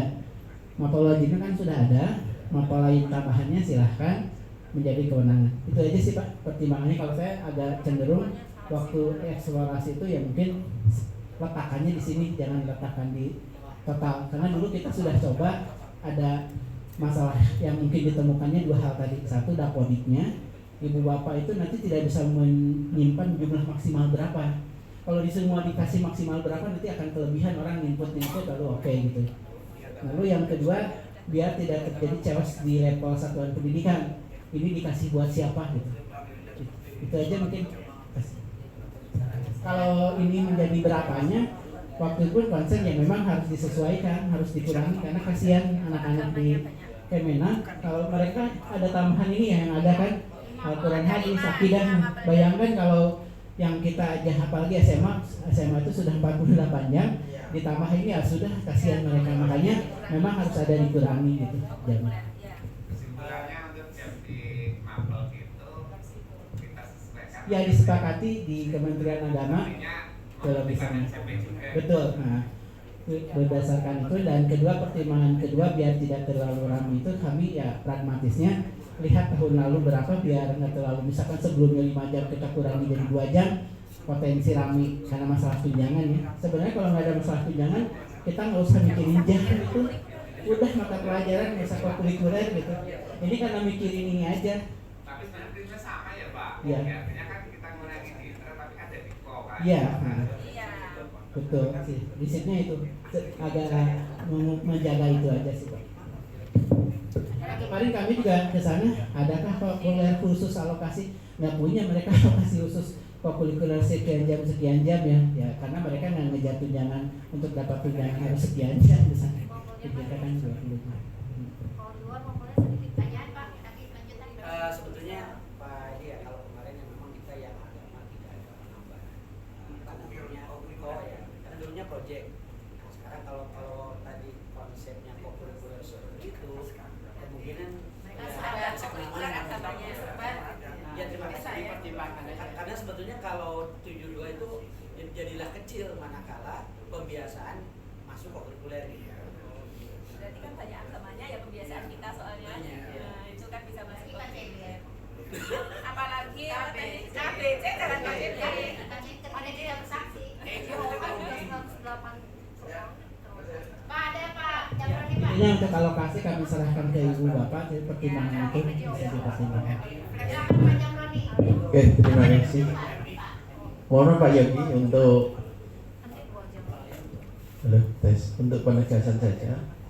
Memang di lapangan yang terjadi adalah madrasah itu banyak terbebani. Contohnya ketika dicontohin ya kasus di Kabupaten Situbondo, pemerintah kabupaten mewajibkan 5 hari belajar. Nah, itu mengakibatkan yang SD SMP dengan senangnya dan tidak terbebani, tapi yang MI, MTS itu mereka tidak bisa, sedangkan SD SMP dengan 5 hari itu sudah bisa ekstra. Sedangkan yang MI, MTS tidak bisa. Tetap harus di Sabtu. Nah, di Sabtu kalau ekstra di Sabtu, insya Allah bulan pertama full, bulan kedua tinggal separuh, bulan ketiga itu habis. Insya Allah begitu. Makanya ini kalau tadi Pak Yogi membuka alternatif untuk mengurangi, kemungkinan kan yang dikurangi itu mapel-mapel yang dari Kemdikdasmen. Biasanya yang banyak itu adalah bahasa Indonesia, matematika, itu yang banyak. Nah, umpama Pak Yogi, mohon maaf ini kita tegaskan ya, kita ini kan selama ini menjadi makmum, walaupun makmumnya ini sering masuk gitu ya, makmum ke Kemdikdasmen dalam hal ini BSKAP apa Puskurja. Umpama Pak Yogi, umpama di sana umpama bahasa Indonesia di MI itu seingat saya 6 ya, 7. Nah itu umpama lah Pak Yogi, umpama sudah kita ngomong umpama 6 ya, kelas ya kelas 2 sudah masa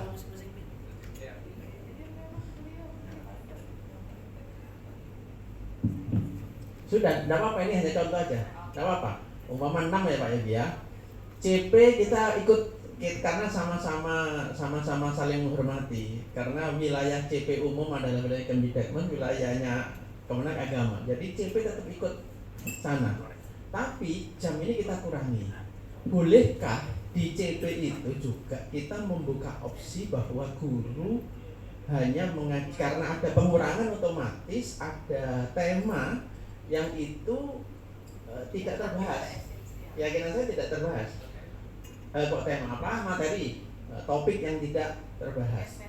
Nah, topik di dalam CP itu karena tidak terbahas, karena terjadi pengurangan di Kemenang ini, bolehkah? Mohon maaf ini kita membuka opsi bahwa guru atau madrasah lewat di KM itu boleh untuk membuka ruang guru untuk memilih kembali mana materi esensial.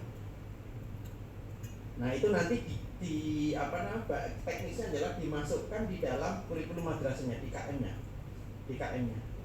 Nah, ini bolehkah begitu? Karena kebijakan itu imbasnya nanti saya khawatirnya di TKA. Kan kita ngomong jangka panjang nih ya. Di TKA, nanti di TKA ada topik yang itu masuk di pengukuran asesmen itu, sedangkan di kami itu kadang guru kita beri ruang tidak. Nah ini yang jadi kendala. Atau ini alternatif pertama, atau alternatif kedua, bahwa pembelajaran itu mohon maaf ini, kita model cepat, tidak terlalu mendalam di beberapa aspek, sehingga semuanya itu sapu jagat, tapi akhirnya lagi-lagi lari kembali ke konsep lama bahwa SKS gitu ya, apa sistem kebut semalam itu sistem kebut sebulan gitu.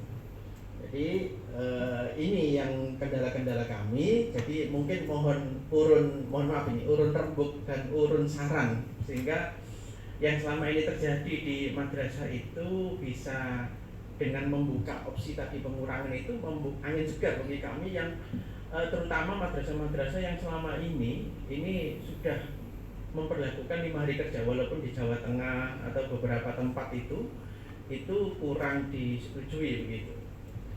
Terima kasih Pak Edi. Ya, terima kasih. Pertama mungkin ke definisi dulu ya.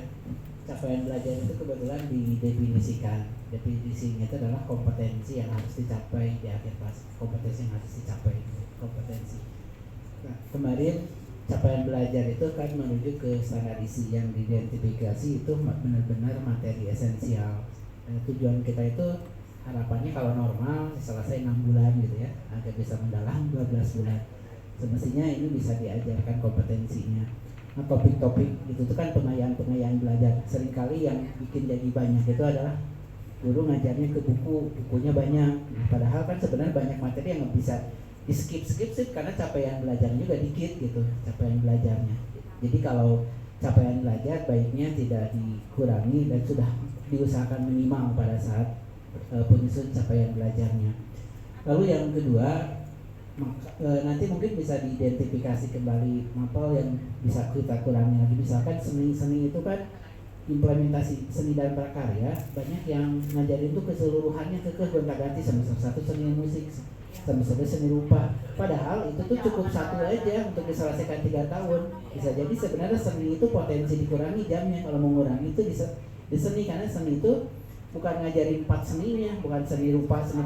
Nah, sekolah itu banyak yang melakukan ngajarin 4-4-nya seni. Berarti sebenarnya itu harusnya selesai 3 tahun, dia selesaikan 1 tahun.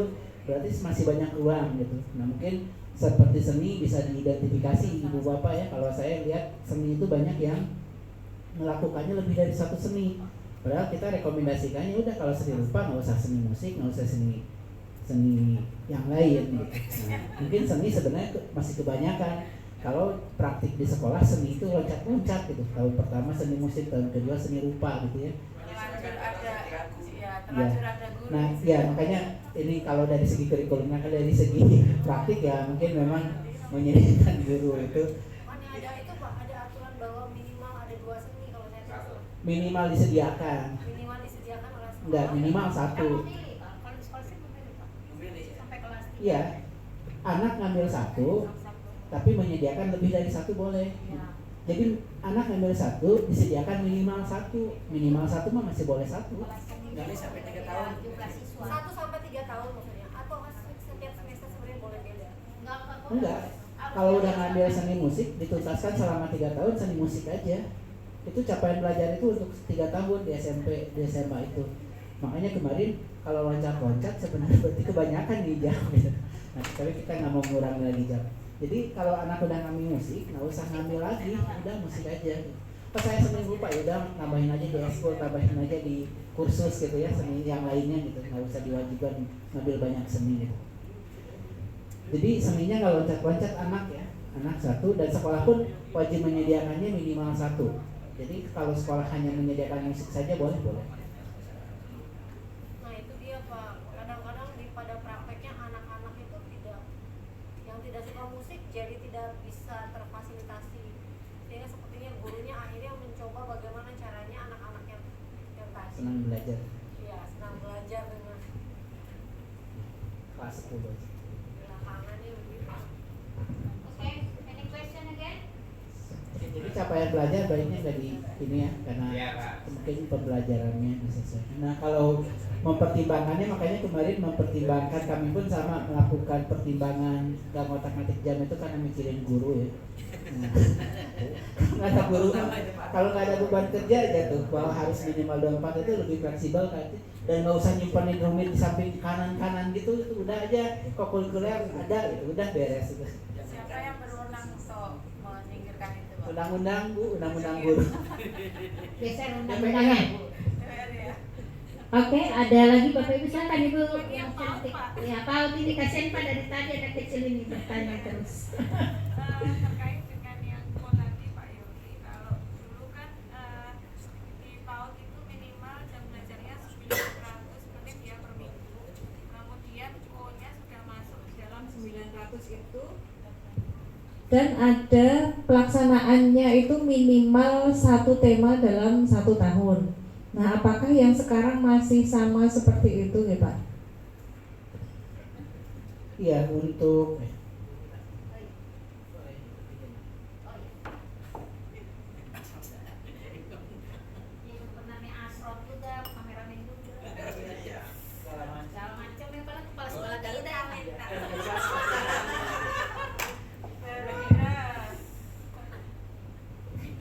kalau kurikuler PAUD itu kami narasinya ini aja dalam struktur. Kalau kemarin kan ada minimal tema banyak pengaturan, kalau sekarang ini aja di dalam PAUD itu kurikuler bertujuan untuk memperkuat upaya pencapaian kelulusan mengacu kepada STTPA untuk anak ini yang sederajat. Jadi tidak ngatur tema, jumlah tema, nggak diatur temanya. Jadi intinya untuk penguatan itu. tidak diatur juga 1 tema 1 tahun juga tidak. Enggak. Kemudian tidak juga dalam dikaitkan dengan perayaan-perayaan. Enggak. Tidak juga. Enggak. Kemudian Kemungkinan besar enggak. Oh, Terserah ibu. bebas. Kemudian pelaksanaannya kalau kemarin kan bisa hanya hari Jumat atau misalnya seminggu di blok, 2 minggu blok, itu sekarang nggak juga Pak? Bebas itu kembali ke sekolah. Alokasinya waktu ini ya, masih alokasi pembelajarannya masih 9 masih ya Pak? masih alokasinya ini, tapi untuk kokurikulernya nanti tidak terlalu detail seperti sebelumnya. Oke, ada lagi Bapak Ibu? Silahkan ditanyakan. Mungkin sedikit keluar dari topik kita hari ini Pak. Kalau tadi disampaikan guru penggerak akan sirma Sudah. Iya, nasib BPGP gimana Pak? Iya, namanya kan udah ganti juga. Namanya itu bukan BPGP. Oh, Nama balainya itu sekarang. Kurang update tadi. iya. Jadi namanya itu sekarang Berarti BBG semuanya. ya, TK ya. TK. Jadi nama balainya ada penyesuaian nama juga.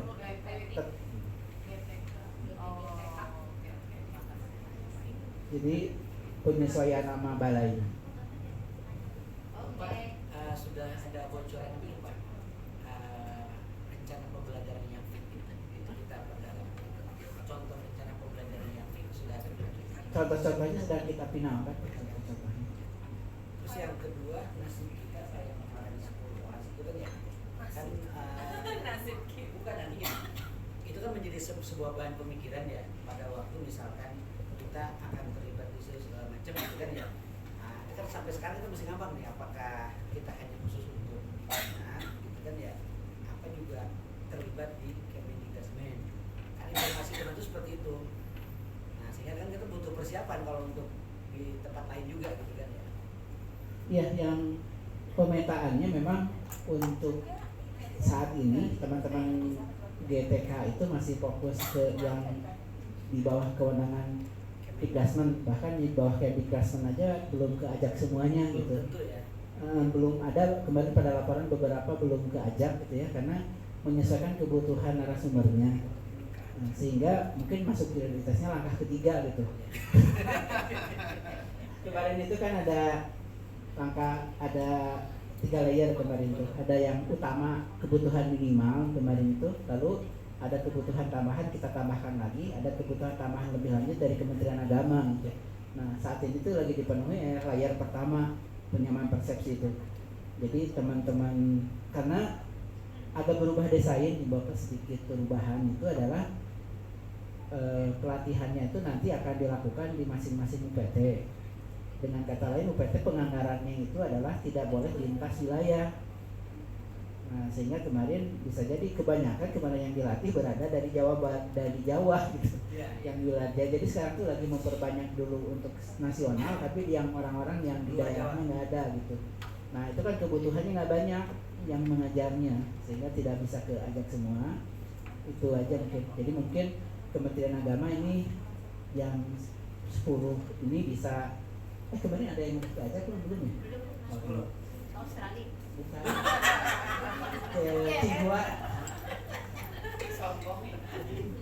Ya, yang punya PSSI belum ya? Belum.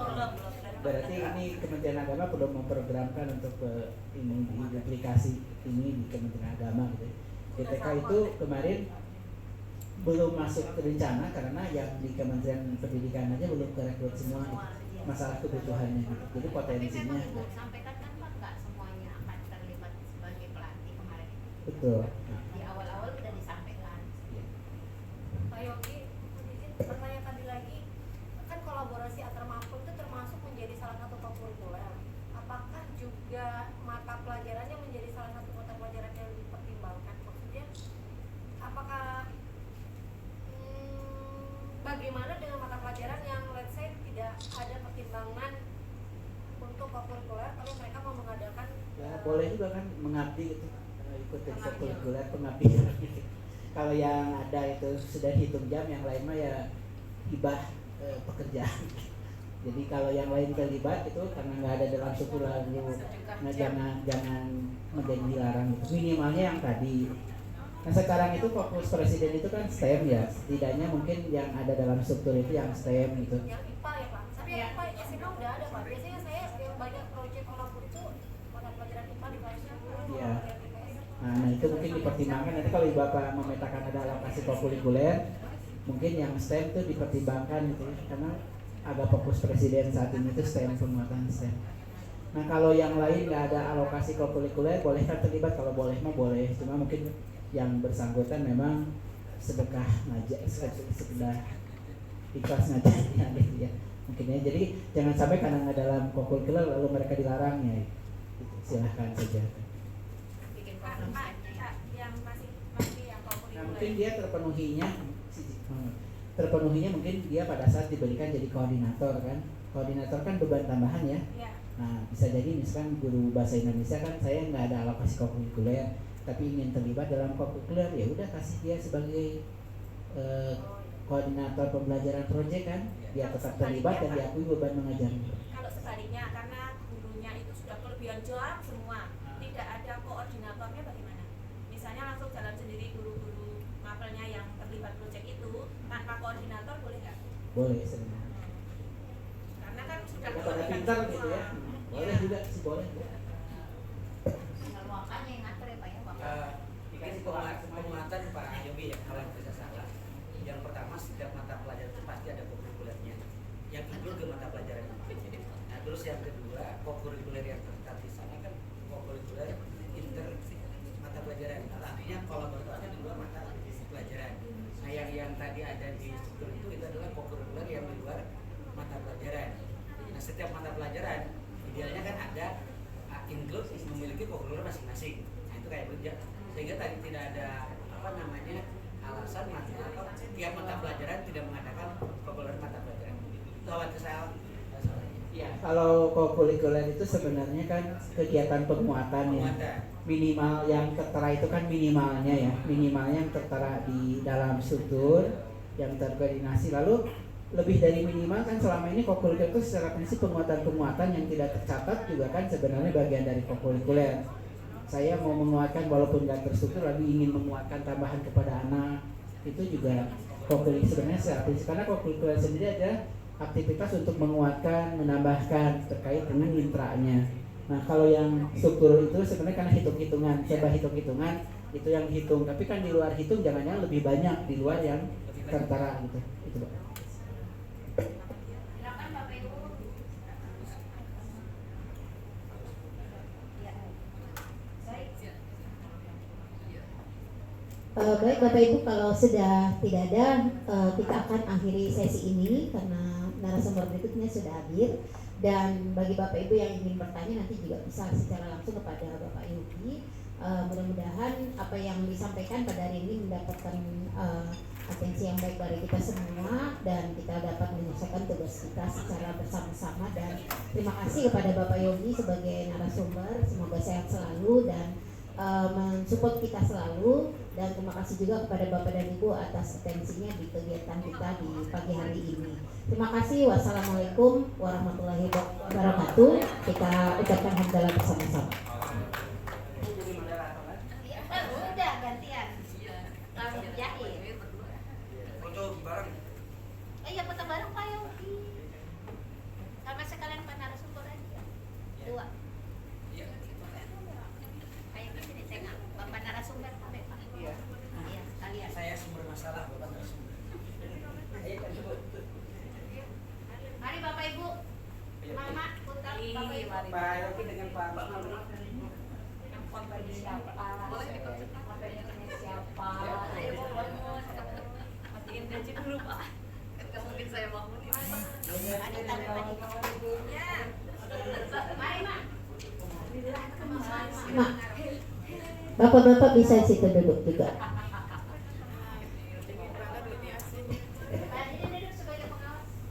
Iya, harus hormat ke pengawas. Pak Rusman di tengah dulu. Pak Rusman. Ayo di tengah. Ayo di tengah. Ayo kenapa? Loh, jangan. Ayo. Moderator habis berlima. Yuk.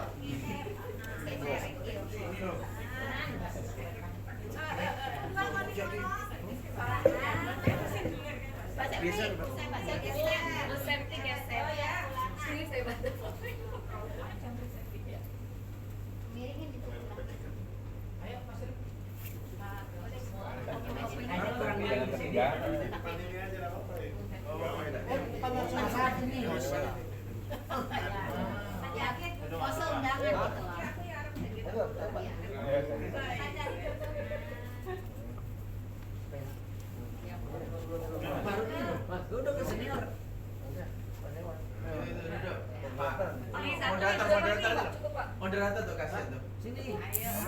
Udah enggak apa-apa moderator. Di situ Cita. Itu bapak-bapak yang bayar terlalu Pak Rudin. panjang. Bapak aja duduk. Pak Rudin. Udin, Pak Udin. Kalau menurut dia hukum. Udin duduk. Ayo Bapak, biru-biru. Ya, oke. Biasa. Oh ya. 1, 2, 3. 3, 2, 1. Tangannya 7 mendalam ini. Mendalam.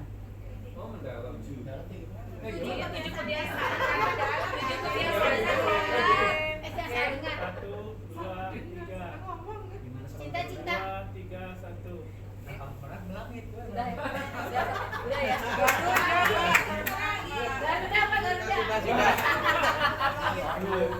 Cek. Bapak dan Ibu boleh mengambil snack dulu ya sambil kita menanti Pak Rusman menyiapkan materi.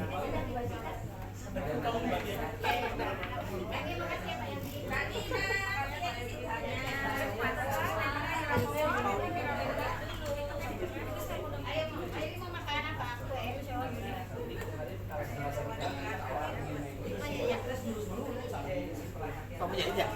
Iya.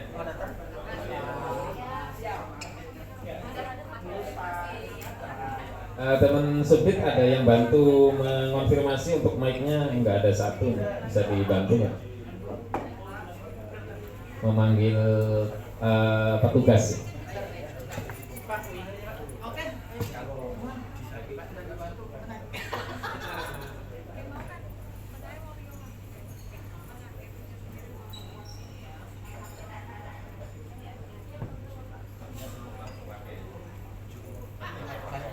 Tapi takut goyang lagi ini berarti.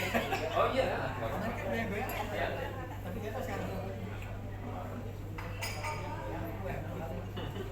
Iya Pak.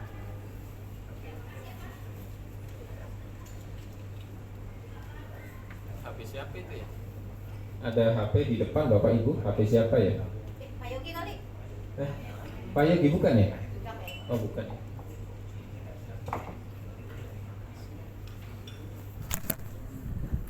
Siapa PHP? Takutnya Pak Yogi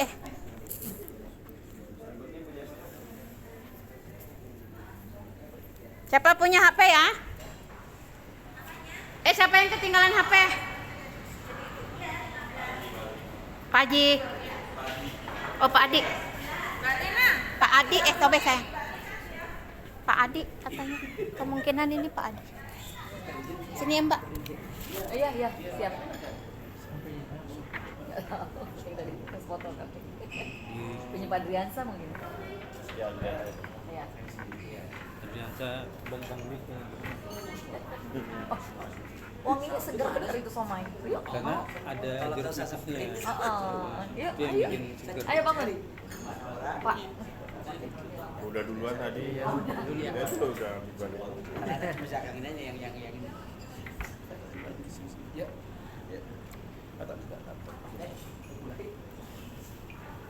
Ayo. Selamat.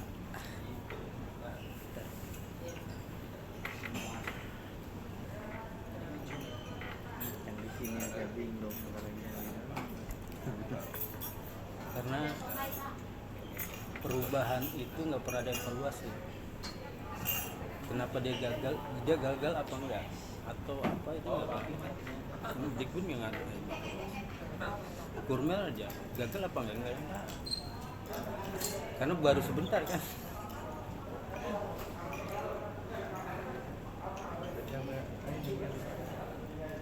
kemarin kan baru. Tapi saya sebenarnya agak setuju Pak dengan Kurmel Pak. Tapi di implementasinya emang berantakan. Apanya? Di kurikulum Merdeka saya agak setuju sebenarnya. Secara pribadi ya. Tapi implementasinya memang agak berantakan. Karena saya berharap itu ke depan tuh SDM kita tuh punya keahlian spesifik dengan konsep itu. Kalau dia orang ahli IT beneran.